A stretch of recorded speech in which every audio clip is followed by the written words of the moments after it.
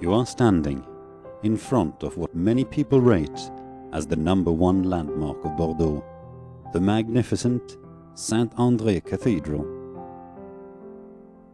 Situated on the outskirts of Bordeaux's Old Town, Cathédrale Saint-André de Bordeaux, with its two mighty 81-meter-tall spires, has a commanding view of the city. The Bordeaux Cathedral is a Roman Catholic cathedral and the seat of the Archbishop of Bordeaux. The construction of the cathedral was an ongoing process between the 12th and the 16th century. Thus, it took almost 400 years to fully complete it. Some parts of the outer walls date back to the earliest phase of the construction, but the majority of the cathedral was built between the 13th and the 15th century.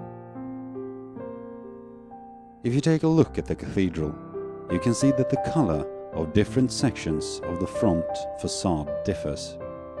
One reason for this is, as mentioned, that the church was built over a long period of time, which means that the wear and tear of the walls is unevenly divided.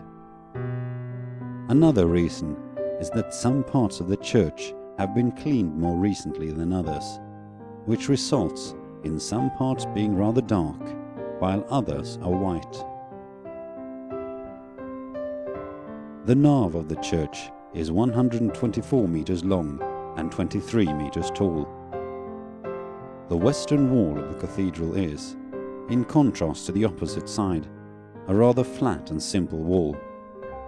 This is due to the fact that the old city wall once stood here, and the cathedral had its western side right next to it.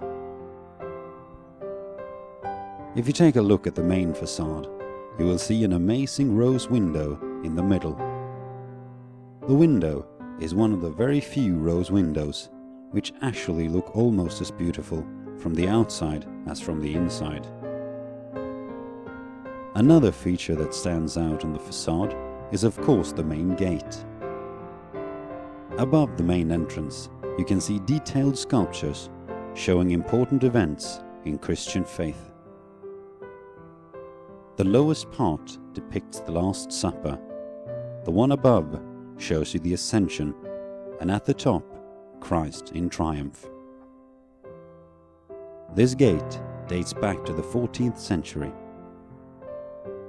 The smaller gate on the opposite side of the cathedral is around 100 years older, but it is in rather poor shape.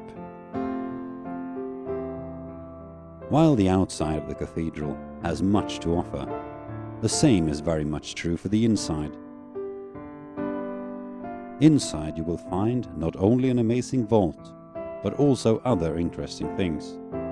For example, the cathedral is home to an old astronomical clock, as well as several paintings by Flemish and Italian artists. It also holds a collection of illuminated manuscripts from the Middle Ages and Renaissance period, as well as a set of splendid Flemish and Spanish vestments from the 15th to the 18th centuries. So if you have the time, make sure to take a look inside the cathedral. Behind the cathedral, to your left, you will find a tall tower. The tower is called Tour Berland, after the archbishop who ordered its construction.